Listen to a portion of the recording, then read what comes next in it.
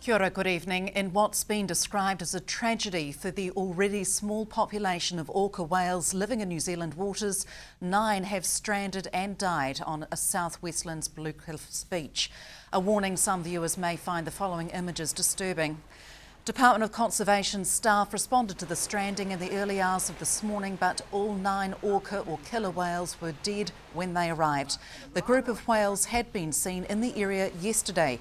DOC staff took DNA samples and retained one orca's remains, on which an autopsy will be performed in an effort to ascertain the cause of the stranding.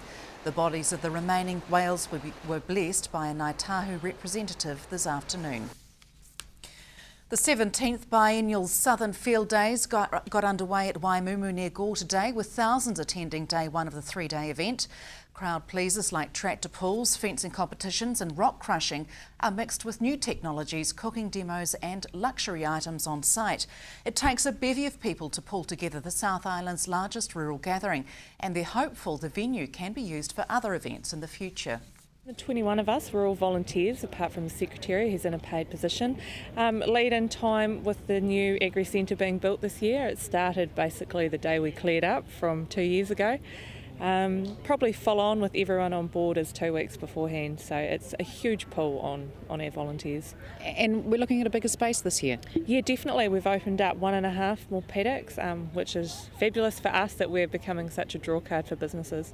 And the permanent tent or permanent area that you have, good investment in the field days? Definitely, yeah. The Cowhouse Construction Agri Centre has been a huge investment for us. Obviously with our Southland climate, it makes it a wee bit safer for our exhibitors in there, and we're hoping that it'll draw bigger events to Southland now that there's a venue that will cater for that sort of thing. So boat shows, horse events, everything, yep.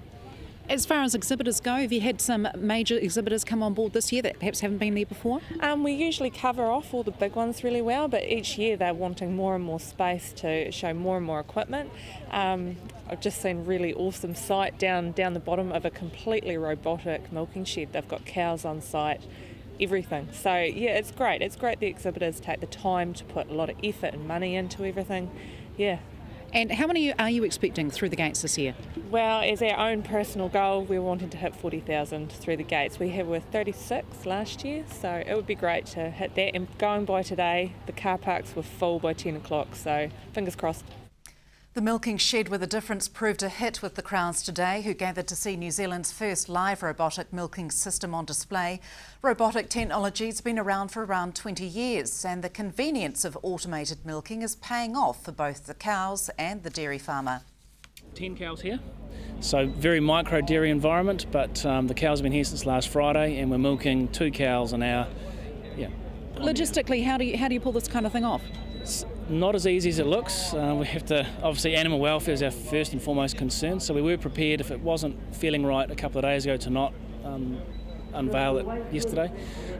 Effluent, feed, water, managing the milk, all of those sorts of aspects have all had to be considered and factored in, but yeah, it's been a real success. What's the feedback from the public when they see this? Overwhelming. A lot of people have heard of milking robots, not been aware as to how they work, and perception that it's quite a complex system, but I think making it a lot more simplified in their minds, and yeah, it's something quite exciting to watch and understand.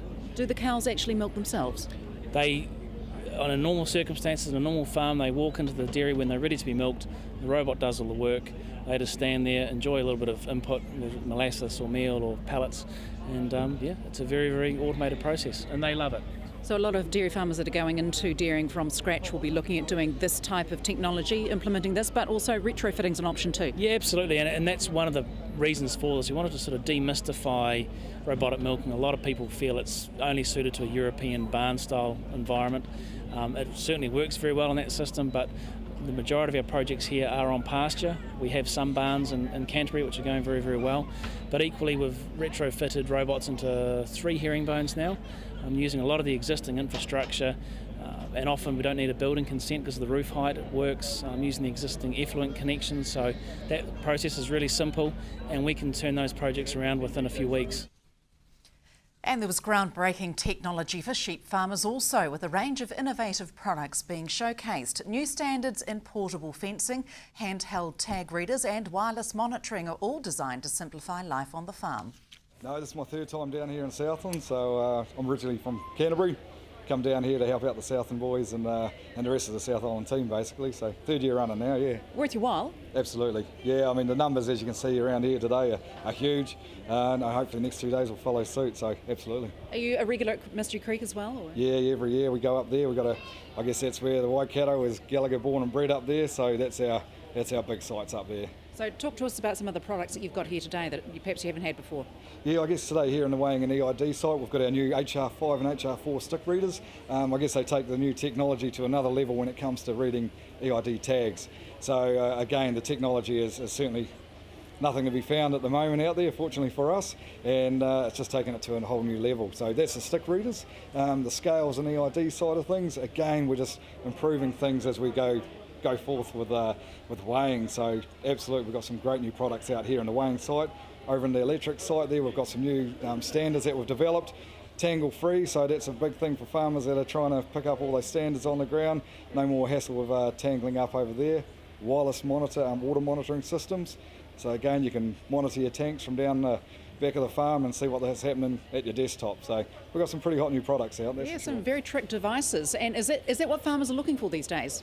Absolutely, yeah. I think anything to make life easier on the farm is what it's all about. So I guess the old school's still out there, but absolutely, I guess as the new generations are coming through, they're looking at ways to improve and make things easier out there, and we've certainly got the products for it. Stay with us after the break. Police introduced the spot vehicle safety checks and Labour Primary Industry spokesperson Damien O'Connor.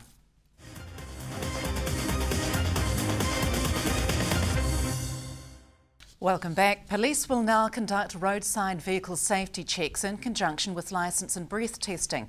The 5-point inspections are expected to take up to a minute and involve checking tyres, windscreen wipers and mirrors, indicators as well as rust and lights. National Road Policing Superintendent Carrie Griffiths says the 3.5 million police stops each year are the perfect opportunity to check vehicles are roadworthy. The move's in line with changes to the warrant of fitness system, which will mean vehicle inspections are not required as often for newer cars. Superintendent Griffiths says most drivers who fail the safety checks will be given 14 days to bring their vehicles up to standard. Those who fail to fix them will face fines or have their cars taken off the road. Labour's spokesperson for primary industries, fisheries, biosecurity and food and safety, Damien O'Connor, was in the south today attending the Southern Field Days. Hunter Andrews asked the visiting West Coast MP for his views on the condition of New Zealand's rural-based primary industries. The start of the season this year, I guess, and Southern Field Day is the first one I've been to since last year. But I mean, dairy industry obviously on a roll. So the farmers, or many of them in the dairy sector, have money in their pockets. They'll be going looking to spend it. They don't want us to pay tax. So in talking with the service sector, you know, they've been doing pretty well. And I guess this will be a pretty buoyant field days. What incentive then for a change of government at the end of the year? Well, I think, you know, that's a good question, and people in the dairy industry might be asking, but what we will be saying to them is that they've got to look forward, and already we've had indications for dairy that the price will come back. We've got very high levels of debt, we've got issues around environment, and there's security of water supply. So all of those things have to be addressed. The national government has not addressed the issue of water ownership, tradability, security for the whole of the rural sector, and that's one of the things that we will have in policy. We have to move forward on that. And traditionally, we have actually made all the hard calls and changes across agriculture going back into the 30s for the dairy industry, the 50s. There's a set up of Zespri in the 70s. Then we had the producer boards. We took subsidies off, which was a hard call in the 80s, but one that was necessary. And then we set Fonterra up. So Labor has a very proud record across the agricultural sector of doing what is necessary, and there are a whole lot of things that we believe need to be done now. There's an insatiable appetite for New Zealand dairy products internationally. Does it matter really who's in that beehive? Well, you know, we can produce them, but we might lose money doing that. The cost of production continues to climb in this country, and there's a lot of investment in the dairy sector.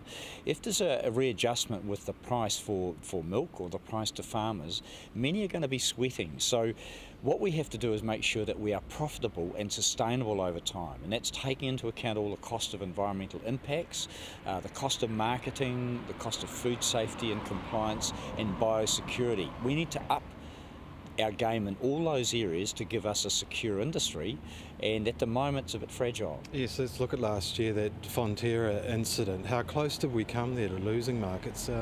Do we have a plan in place? I know we have one possibly for foot and mouth, which could stop our foreign earnings for 3 or 4 years.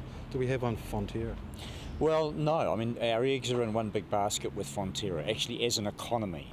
If they stumble, so too does the economy. So it's really important that we get alongside them and make sure they've got everything in place. Now, we believe that in biosecurity, the government's not doing as much as it should. They just changed the standards around the importation of palm PKE, palm kernel. The government refused to acknowledge the fact that there was a risk of unwanted things coming in. Now, they've accepted that there's been metal coming in, killing cows. It's also coming from a foot and mouth endemic country. And so we have concerns, and I would certainly be upping the level of scrutiny of palm kernel if we're going to continue to use it. But it is a risk. That's just one of many that the whole agricultural sector faces. The Invercargill City Council has called a public meeting tonight to update Kennington residents about noise levels concerns from the Niagara sawmilling plant. Findings from the sanitary survey undertaken from mid-October to December 2013 for the sewage disposal systems in the area will also be discussed. Invercargill City Council Environmental Planning Services Director Pamela Gear says Council has employed a noise consultant company to work alongside the consultant employed by the Niagara Sawmilling Company Limited to develop a noise management plan to address noise level concerns at Kennington.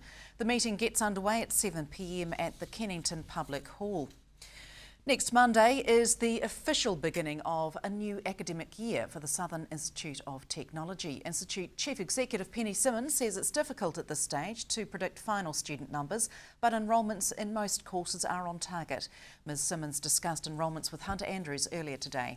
Obviously, like other years, there's overs and unders. Some courses are more popular this year, others slightly less. But yes, it takes a week or two for us to start to get a final picture of it when we get the students actually on the ground. Do you have a plan to acquire targets each year? Yes, we do. We have an investment plan with the Tertiary Education Commission, and that really stipulates the numbers in each discipline area. So not in each program specifically, but in each discipline area. So there's a wee bit of room for movement, but yes, we certainly have targets that we're aiming for. And you mentioned before that actually there are students back already.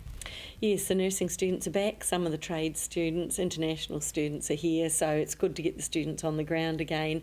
Over the next 2 weeks we start to see most of them roll back, and you know, as I said, we're starting to see some trends appearing in the IT area, really strong demand because there's such good demand out in employment. Same with nursing, we're getting strong demand. Perhaps the arts are a bit slower this year, and I think that again is related to employment opportunities, but people just perhaps have to think a little bit broader about what the employment opportunities are from those areas. So you as an organisation can predict by looking at what's happening in industry and pretty much pick what numbers could roughly be? Yes, you can. You can start to see, and of course there's information that comes out of the ministry about what skill shortages there are, where the demands are in employment, and that tends to drive it. Maybe not immediately. It takes a year or two for parents and students to realise that's where the job opportunities are, but the employment opportunities tend to drive the demand. And a big year for the institute itself. The Queenstown campus can't go without mentioning. Yes, Queenstown campus, the student accommodation up there is going to be opened in a couple of weeks' time by the Deputy Prime Minister, Bill English, so that's really nice to have that up and rolling. Of course, our accommodation here is ready to take students, and we're forging on with the second stage of that, so we're kind of coming to the end of that really strong capital development program that we've had. and now a lot of our emphasis is going to be on program development with a couple of masters in the offing. We've got an accreditation visit for postgraduate certificates and diplomas in IT, which is exciting. So there's always something new, whether it's new buildings, new programs, there's always something new happening. And that's it from us this Wednesday. Sport is along next from the news team. Good night.